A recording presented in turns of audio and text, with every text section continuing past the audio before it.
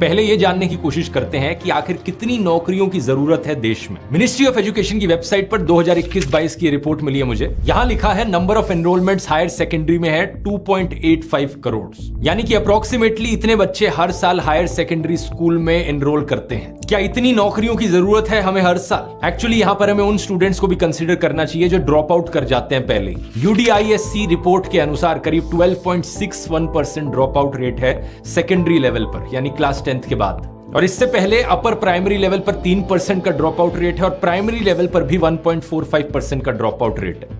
इसी साल की इस रिपोर्ट को देख लीजिए, करीब 35 lakh 10th grade students 11th grade में पहुंच ही नहीं पाए। तो अगर हम 12th पास, 12th फेल और इन सारे ड्रॉप आउट्स को कंसीडर करेंगे तो ओवरऑल नंबर जो निकल कर आता है वो 3.4 करोड़ के आसपास होगा। इनमें से ज्यादातर 12th पास स्टूडेंट्स डिसाइड करते हैं कि वो कॉलेज में पढ़ाई करेंगे, लेकिन क्या हमारे कॉलेजेस में, देश के सारे कॉलेजेस में इन करोड़ों लोगों को अकोमोडेट करने के लिए इतनी कॉलेज सीटें हैं? इसका जवाब सीधे तौर पर ना है। पहले मेडिकल एजुकेशन का एग्जांपल लेकर देख लेते हैं। जुलाई 2023 में हमारे minister of health and family welfare ने पार्लियामेंट में बताया कि पूरे देश में करीब 1,08,000 MBBS की सीटें हैं। इसके अलावा कुछ BDS की भी सीटें हैं, bachelor of dental surgery. Times of India की रिपोर्ट के अनुसार जो टोटल नंबर ऑफ सीटें हैं यहाँ पर MBBS प्लस BDS की सीट्स, ये 1.4 लाख के अराउंड है। लेकिन नीट UG 2023 में जो टोटल नंबर ऑफ एप्लीकेशंस थी वो 20 लाख से भी ज्यादा थी। यानी कि अगर 15 लोगों को एम्बिशन है डॉक्टर बनने का तो उनमें से एक ही को सीट मिल पाती है। PG सीट्स का नंबर इससे भी कम है, 67,800 सीट्स सिर्फ। इसका मतलब समझ रहे हो आप दोस्तों, देश में डॉक्टर बनने वाले कैंडिडेट्स की सप्लाई भरपूर है। ढेरों लोग डॉक्टर बनना चाहते हैं हमारे देश में और डिमांड भी बहुत है। डॉक्टर्स की सख्त कमी है देश में।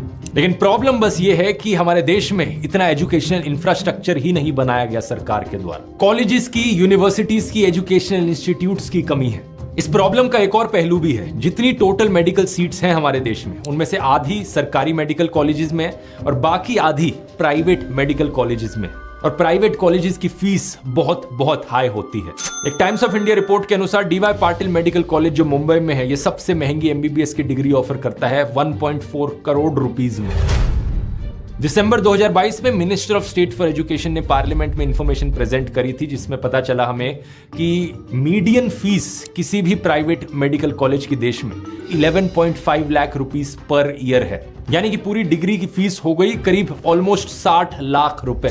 मीडियन फीस डीम्ड यूनिवर्सिटीज की इससे भी ज्यादा है, 21 लाख रुपए per year. Total fees 1 crore रुपए से ज्यादा। देश में कितने परिवार ऐसे हैं जो इसे अफोर्ड कर सकते हैं? 2022 की report state of inequality in India के अनुसार 90% इंडियंस की कमाई 25,000 पर मंथ से कम है।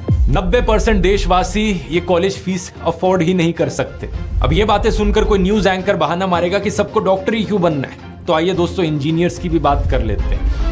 दिसंबर 2022 में हमारे minister of state for education Subhash सरकार ने राज्यसभा में बताया कि इवन दो इंडियन पॉपुलेशन बढ़ रही है, लेकिन पिछले 5 सालों में total number of engineering colleges में जो सीटें हैं वो नीचे जा रही हैं। 2017-18 में 14.65 लाख सीटें थी, ये नीचे गिर के 2021-22 में सिर्फ 12.53 लाख रह गई। लेकिन यहां पर भी इस प्रॉब्लम का एक और पहलू है। 2017-18 में आधी से ज्यादा सीटें खाली गई।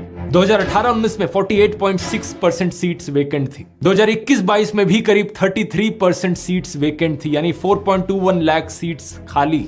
यहां भी सप्लाई की कोई कमी नहीं है। करोड़ों लोग देश में इंजीनियर बनना चाहते हैं, लेकिन इतनी सारी सीटें खाली क्यों जा रही हैं इंजीनियरिंग कॉलेजेस में?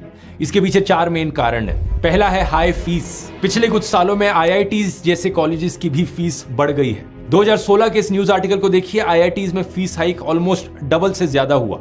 90,000 रुपीज से 2 लाख कर दी फीस। 4 साल की बीटेक डिग्री के लिए 8 लाख रुपए अब ज्यादा पे करने पड़ेंगे। प्राइवेट इंजीनियरिंग कॉलेजेस की बात करी जाए तो ये फीस 20 लाख रुपए तक पहुंच जाती है। दूसरा, फीस चाहे आप कितनी भी ज्यादा पे करो, क्वालिटी ऑफ एजुकेशन ज्यादातर केसेस में बहुत लो है।